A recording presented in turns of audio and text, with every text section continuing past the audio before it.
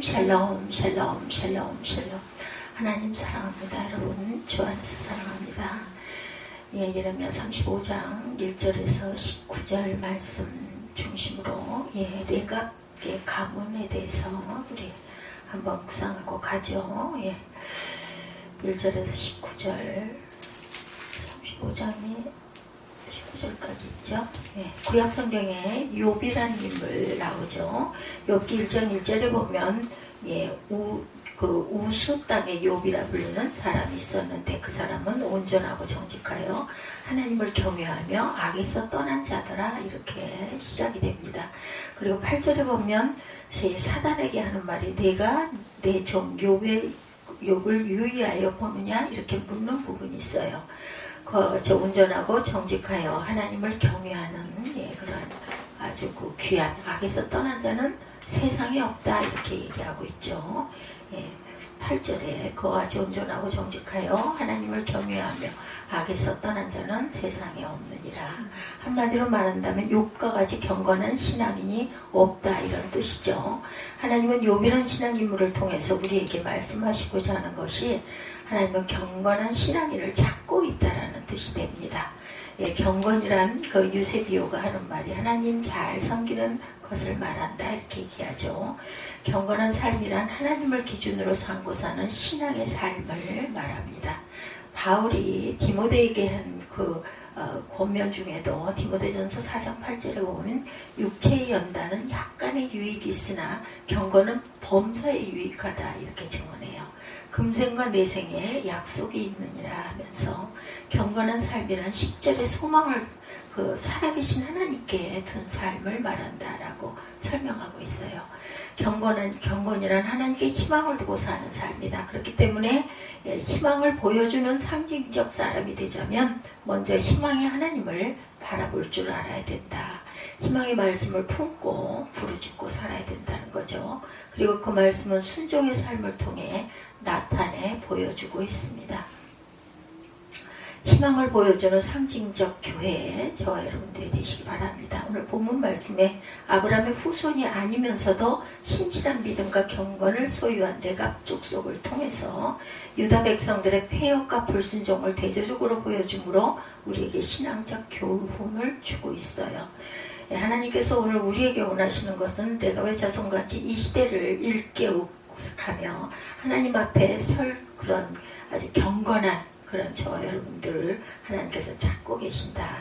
그런 믿음의 조상들이 되어라 라고 말씀합니다. 그럼 레갑의 족속은 과연 어떤 사람인지 보죠. 과연 어떤 사람일까.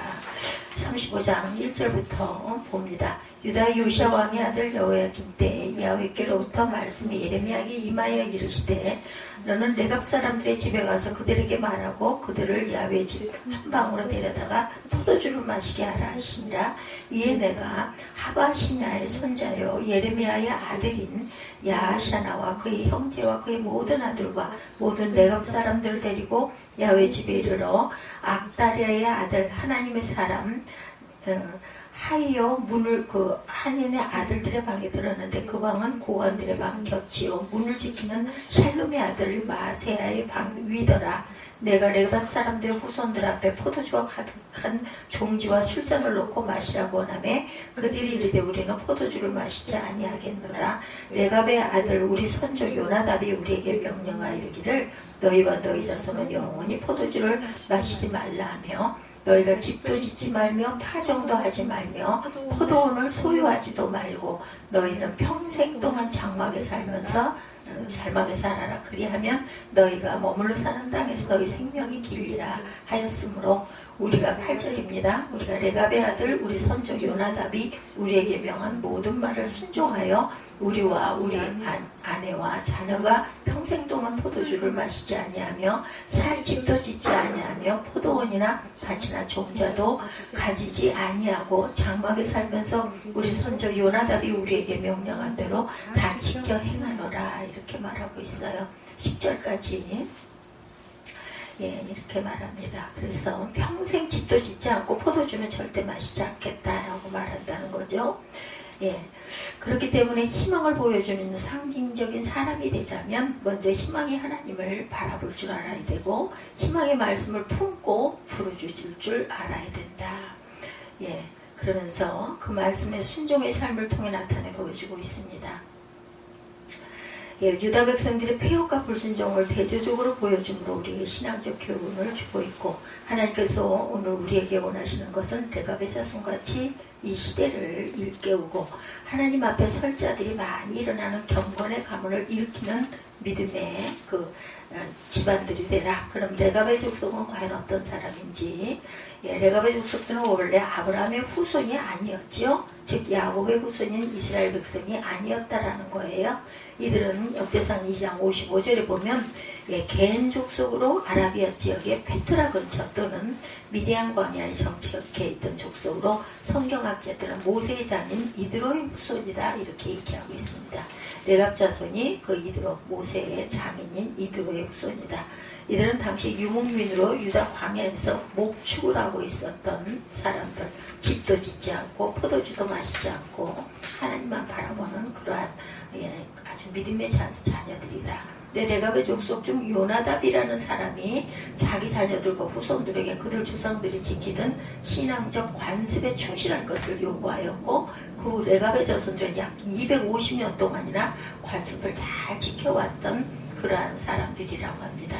오늘 본문 말씀이 말하고자 하는 것은 레갑의 자손들은 아브라함의 자손은 아닌데 그 선조 요나답의 신앙적 가훈에 철저히 복종해서 지금도 시대를 일깨워주는 가문이 되어 있고 반면에 유다 백성들은 끊임없이 선지자를 보내어 깨우쳐 주었지만은 하나님의 말씀을 청종하지 아니한다라는 아브라함의 자손은 아닌데도 이렇게 하나님 말씀에 아주 열심히 사는 이름 레갑의 족속들과 반면에 하나님의 자녀들이면서도 이방 신을 그리고 무상을 섬겨가지고 이렇게 아주 아픔을 당하는 그런 삶들을 살고 있다.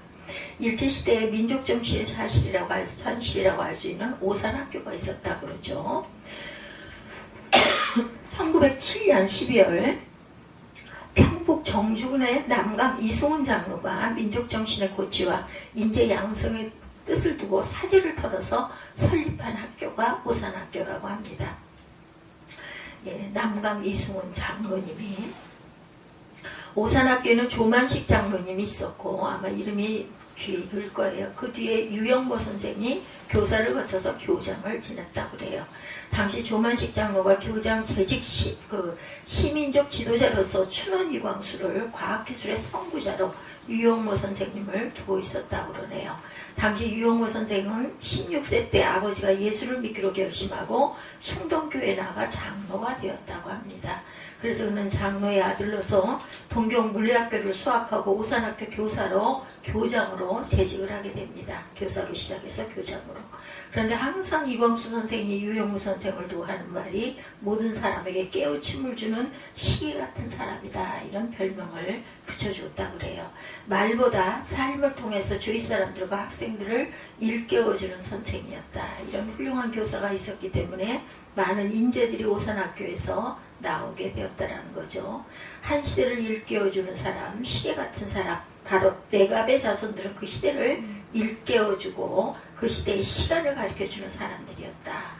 하나님은 예레미야 선지자를 통해서 레갑의 자손들의 신앙을 소문뿐인가 진정한 신앙인인가를 시험해보라고 했다고 그러죠.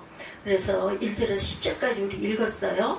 하나님께서 선지자 예레미야에게 왜 레갑의 족속을 시험해보라고 했을까? 2절에서 10절까지 하나님께서 예레미야 선지자에게 레갑의 족속들을 야훼의 집 한 방으로 데려다가 포도주를 마시게 해라 이렇게 했다고 그러죠. 그래서 예레미야는 하나님의 집, 하나님의 사람, 하나님의 아들들의 방에 레갑의 자손들을 불러 포도주 가득한 사발을 놓고 마시라고 권했다고 그래요. 그러나 레갑 자손들은 포도주를 절대로 마시지 않겠다고 대답했다는 거죠. 왜냐하면 우리 선조 레갑의 아들 요나답이 우리에게 명하기를 6절에 너희와 너희 자손은 영영이 포도주를 마시지 말며 7절에 집도 짓지 말며 파종도 하지 말며 포도원도 재배하지 말며 너희 평생의 장막에 거하라고 하면서 그리하면 너희 생명의 날이 길리라 이렇게 했기 때문에 우리는 우리 선조 요나답의 말에 순종해서 평생 포도주를 마시지 않고 파종도 아니하고 장막에 거하지도 않고 우리 선조 요나답이 우리에게 명한 대로 다 준행한다. 집도 짓지 않고 레갑의 자손들은 한마디로 가문을 잘 지킨 신앙의 뼈대에 있는 가문이다라는 거야. 나름대로. 이것은 250년 동안 방문 위에 걸려있는 골동품 가문이 아니라 자신들의 삶과 정신을 지탱해준 신앙적 가문이었다.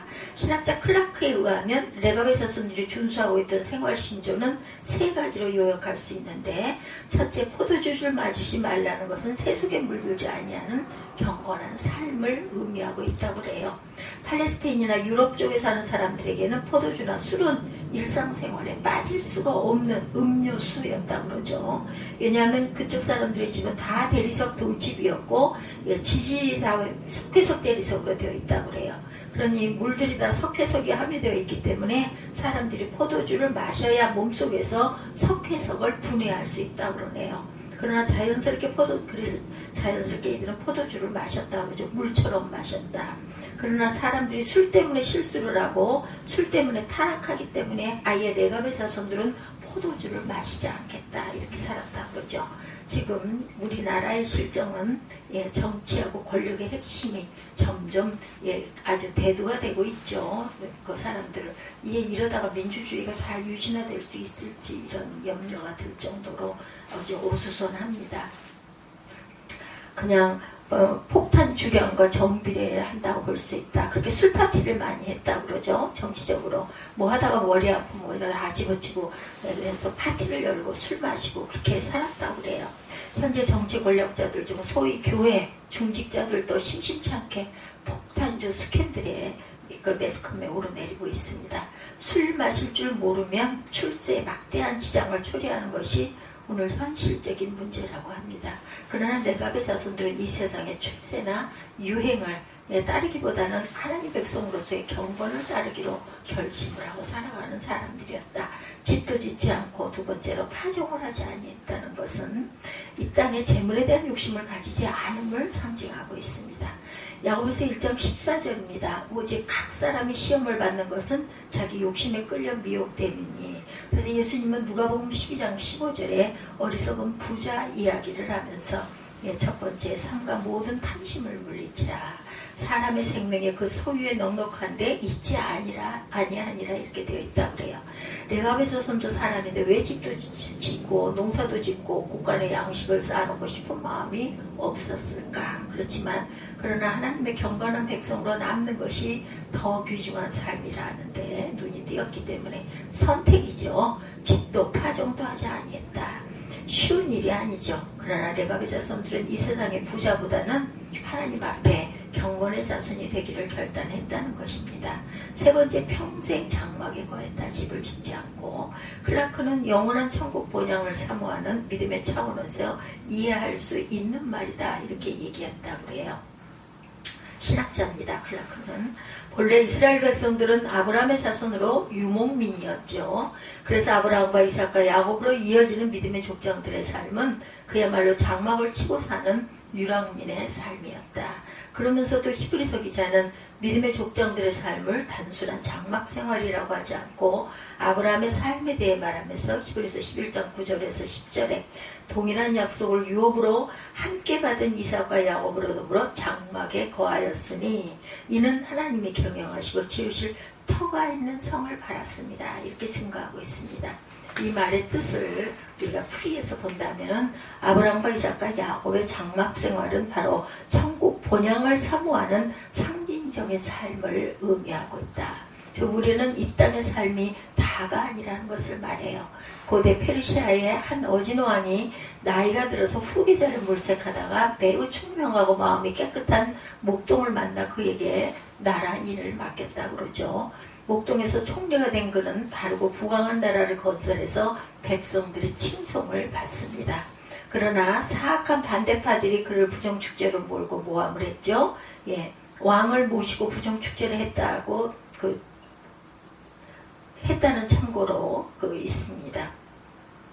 거기서 보물상자 같은 것이 있답니다. 부정축제라는 그 창고로 갔는데 보물상자가 있더라죠. 그 상자를 열어보니까 농부의 옷과 피리만 나오더랍니다.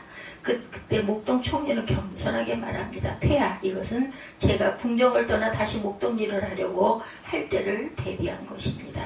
목동 총리는 자기의 분수를 알고 돌아갈 것을 준비한 사람이었다. 특히 하나님 앞에 돌아가야 할 때가 있다는 것을 의식하는 사람은 하나님의 기뻐하시는 일을 할 것이다. 다윗이 그랬죠. 왕이 된 다음에도 자신의 목동 때 입었던 옷을 걸어놓고 그것을 보았다고 합니다. 제가 생각이 납니다. 레갑의 자손들은 이 땅의 영광보다 하늘의 영광을 바라보고 살았던 자들이다. 오늘도 하나님이 찾는 사람은 세상의 유행보다는 하나님의 경건을 나타내는 그런 결심을 한 사람, 세상의 부자보다 하나님 앞에 바른 신앙생활을 하려고 하는 사람, 세상의 영광보다 하늘 영광을 바라보는 사람임을 기억하시는 저와 여러분 되시기 바랍니다. 근데 지금 네갑의 자손들은 예루살렘에 거하고 있었는데 그 이유를 11절에서 말해주고 있어요. 10절까지 읽었죠. 11절부터 보죠. 그러나 바벨론의 느부갓네살 왕이 이 땅에 올라왔을 때 우리가 말하기를 갈대아인의 군대와 수리아인의 군대를 피하여 예루살렘으로 가자 하고 우리가 예루살렘에 살았노라. 그때 야훼의 말씀이 예레미야에게 임하여 이르시되 만군의 야훼 이스라엘 하나님께서 이와 같이 말씀하시니라. 너는 가서 유다 사람들과 예루살렘 주민에게 이르기를 너희가 내 말을 들으며 교훈을 받지 아니하겠느냐. 야훼의 말씀이니라. 레갑의 아들 요나답이 그의 자손에게 포도주를 마시지 말라 한 그 명령은 실행되도다. 그들은 선조의 명령을 순종하여 오늘까지 마시지 아니하거늘 내가 너희에게 말하고 끊임없이 말하여도 너희는 내게 순종하지 아니하도다. 내가 내 종 모든 선지자를 너희에게 보내고 끊임없이 보내며 이르기를 너희는 이제 각기 악한 길에서 돌이켜 행위를 고치고 다른 신을 따라 그를 섬기지 말라. 그리하면 너희는 내가 너희와 너희 선주에게 준 이 땅에 살리라 하여도 너희가 귀를 기울이지 아니하며 내게 순종하지 아니하였느니라. 레갑의 아들 요나답의 자손은 그의 선조가 그들에게 명령한 명령을 지켜 행하나 이 백성은 내게 순종하지 아니하도다. 그러므로 만군의 야훼 이스라엘의 하나님께서 이와 같이 말씀하시니라. 보라, 내가 유다와 예루살렘의 모든 주민에게 내가 그들에게 대하여 선포한 모든 재앙을 내리리니 이는 내가 그들에게 말하여도 듣지 아니하며 불러도 대답하지 아니하니라 하였다 하라. 이레미야가 레갑 사람의 가문에게 이르되 만군의 야훼 이스라엘의 하나님께서 이와 같이 말씀하시기를 너희가 너희 선조 요나답의 명령을 순종하여 그의 모든 규율을 지키며 그가 너에게 명령한 것을 행하였도다. 그러므로 만군의 야훼 이스라엘의 하나님께서 이와 같이 말씀하시니라. 레갑의 아들 요나답에게서 내 앞에 설 사람이 영원히 끊어지지 아니하리라 하시니라. 축복해주는 내용이죠. 이스라엘 민족들은 하나님의 말씀에 그 명령에 순종하지 아니하는데 레갑의 자손들은 이렇게 끊임없이 꾸준히 독주를 입에 대지 않고 경건의 삶을 살고 파종하지 않고 집을 짓지 않고 장막에 거했던 그들에게 내가 끊어지지 않는 그러한 축복에 대해서 내 앞에 설 사람이 영원히 끊어지지 않게 해주겠다. 이렇게 약속을 하셨다라는 거죠.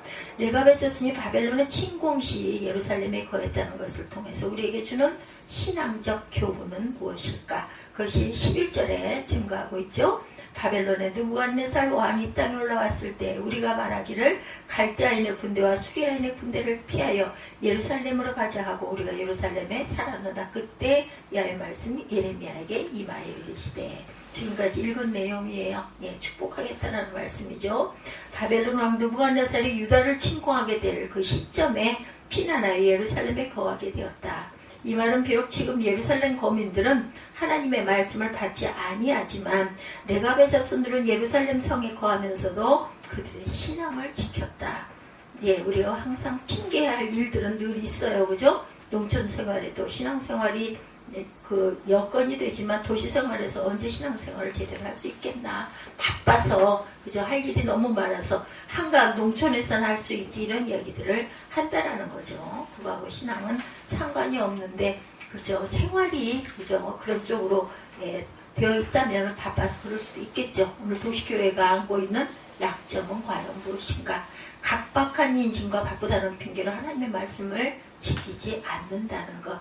인구가 도시로 밀집되다 보니까 도시교회가 수적으로 굉장히 성장을 했지만 질적으로는 점점 신앙의 수준이 저하되어 가고 있다는 거, 세상에 빠져들고 있고 세상에서 믿음이 파손되고 있으니 안타깝다라는 거죠. 호바 여객선 타이타닉호는 아일랜드의 벨파스트라는 곳에서 만들어졌는데 당시 그 배는 절대로 가라앉지 않은 배다, 이렇게 아주 자청을 했다고 아주 자랑을 하고, 근데 타이타닉호가 진수식을 마치고 뉴욕으로 첫 출항을 할 때 그 배에 세계적인 부호들과 귀족들이 타고 있었죠. 우리 영화를 통해서 많이 봤어요.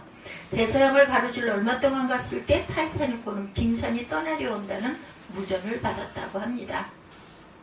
그때 그 배의 통신사와 선장은 이 배는 가라앉지 않는 배이니 빙산을 무시하고 계속 앞으로 전진하라 했다고 그러죠. 결국 새벽 0시 50분에 타이타닉호는 거대한 빙산에 부딪혀 침몰하고 말았어요.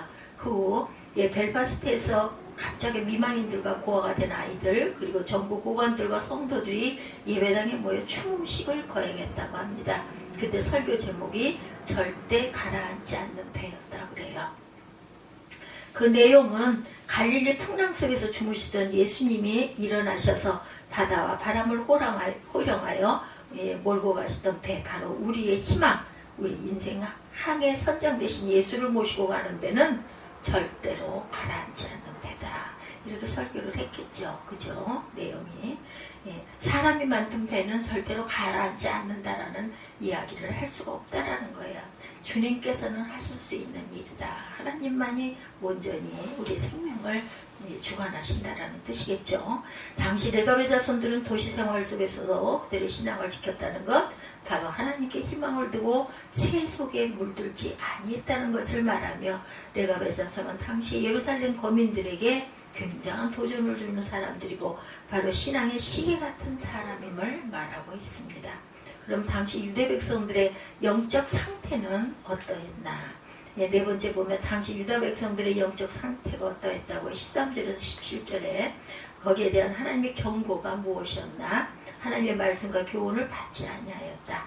레갑 자손으로 수백 년 전에 그 조상 요나답이 포도주를 마시지 말라고 명령한 그 명령을 오늘까지 잘 지키고 따르고 있는데, 오히려 아브라함의 자손들은 그것을 지키지 않고 있다는 것.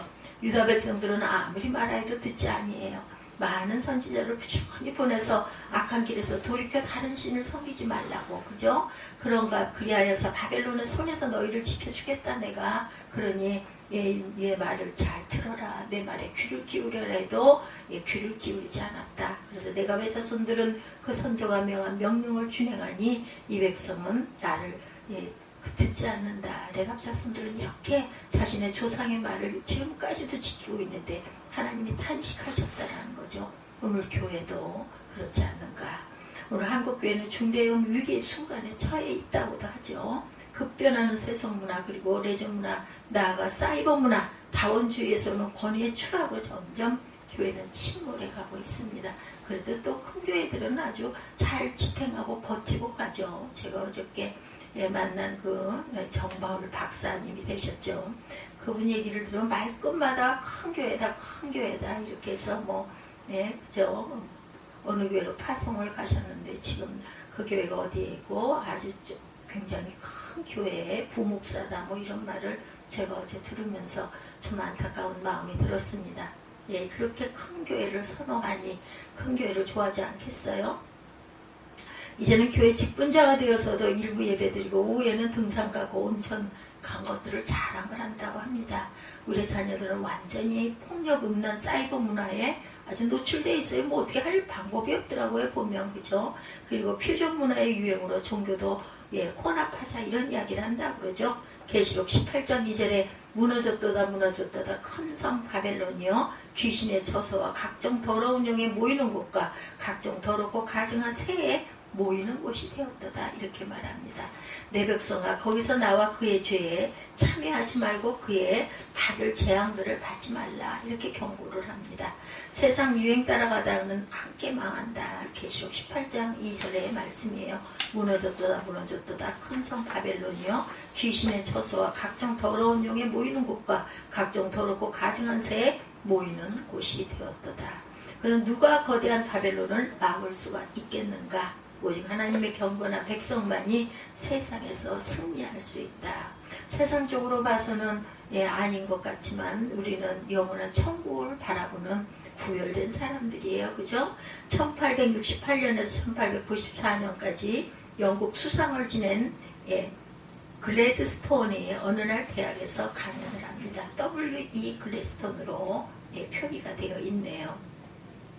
당시 영국은 경제 악화로 사회가 아주 혼란하고 미래가 불투명했다고 그래요. 그러나 글래스턴은 미래를 낙관적으로 보며 희망을 역설했다고 그러죠. 강연 후에 한 학생이 그러면 원로께서는 미래에 아무 문제가 없다고 말씀하시는 것입니까? 라고 반문하자 그렇습니다. 다만 한 가지가 문제가 있는데 사람들 마음속에 하나님이 사라져 가는 것입니다. 이렇게 말하더랍니다. 참으로 핵심적인 지적이죠. 하나님의 복의 근원이고 희망인데 그러죠. 마음속에서 하나님이 사라져가면 방법이 없어요. 그죠? 많은 사람들이 눈에 보이는 세상 물질에서만 문제를 풀어보려고 합니다. 적어도 하나님 백성들에게는 정치 문제가 아니라 경제 문제가 아니라 하나님께 가까이 나아가느냐 점점 멀어져 가느냐 이게 문제가 되죠. 신앙 문제. 하나님은 경고하죠. 불신앙의 결과가 어떠하다고 말하고 있습니까? 17절에 보면 내가 유다와 예루살렘 거민에게 선포한 모든 재앙을 내리리니 이는 내가 그들에게 말하여도 듣지 아니하고 불러도 대답하지 아니함이더라 말씀합니다. 이 재앙은 바로 바벨론의 포로가 될 것을 말하죠. 내가 자손들은 그 조상의 말 한마디에 수백 년 동안이나 명령을 지키는데 조상의 말에 명령을 지키는데 하나님 말씀을 지키지 않는 거죠. 유다 백성들은 부지런히 선지자를 보내고 악한 길에서 돌이켜 다른 신을 섬기지 말고 우상을 숭배하지 말라. 하나님의 그 말씀을 청종하지도 않고 듣고도 들리지를 않는 거죠. 듣고도 그냥 지나치는 거죠. 그 결과 하나님은 예루살렘이 함락되고 성전은 파괴되고 그리고 유다 백성들은 바벨론의 포로가 되어 갈 것이다. 70년 동안 고생을 하죠. 근데 선포하죠. 다시 돌아올 것이다. 회복될 것이다. 하나님이 버리지를 못하시는 거예요. 마음이 안타까우셔가지고. 그 결과 하나님은 예루살렘이 함락되고 성전은 파괴되고 유다 백성들은 바벨론의 포로가 되어 갈 것을 선포하죠. 이렇게 하나님의 백성이 망하려고 하면 하나님 말씀을 들으려고 하질 않아요. 하나님 말씀에 귀를 절대로 기울이지 않습니다. 들어도 그냥 흘려버리니까. 이사야 55장 3절이죠. 너희는 귀를 기울이고 내게 나와 들으라. 그리하면 너의 영혼이 살리라. 이렇게 말씀하고 있어요. 하나님의 말씀은 우리에게 살 길을 열어주시죠. 하나님은 말씀에 귀를 기울이지 않는 유다 백성들은 선포한 모든 재앙을 내리겠다고 하시고 반면에 레갑 족속에게는 놀라운 축복을 약속합니다. 레갑의 족속에 주어진 축복은 무엇이고 신앙인으로 나의 가정에 어떤 신앙적 결단을 해야 할 것인가 18구절에 증거하죠. 19절에 보면 남한군의 야훼 이스라엘 하나님이 이같이 말하노라. 레갑의 아들 요나답에게 내 앞에 설 사람이 영원히 끊이지 아니하리라. 선조 요나답의 명령을 준행한 레갑의 자손들은 하나님을 섬기는 특권을 소유하게 되는 복을 받습니다. 갤럽 연구조사에 의하면 개인적 성공의 기준이 좋은 건강, 든든한 직장, 행복한 가정, 좋은 교육, 마음의 평안이다 이렇게 나와 있어요. 가장 중요한 것 마음의 평안. 아까 이 기계가 잠깐 오작동해서 소리가 커지니까 그만 제가 온몸에 힘이 빠지고 다리가 후들거리죠. 이렇게 마음이 약합니다. 이 보고에 따르면 명문대학 나와 건강해서 대기업에 종사하는 가장이 가장 성공한 사람이다 이렇게 볼 수가 있겠죠. 세상에 살아갈 때 필요합니다. 그러나 하나님 앞에 성공은 그렇지 않다. 하나님 앞에 성공은 하나님 앞에 설 사람이 되는 것이죠. 로마의 휴일한 영화 여러분도 기억나십니까? 저는 기억이 납니다. 오드리 헵번 1929년에서 1993년까지 살다 가신 분이죠. 어릴 때 부모의 이혼으로 불행한 날을 보냈어요. 그녀는 학위가 인정되는 학교에는 다닌 바가 없습니다.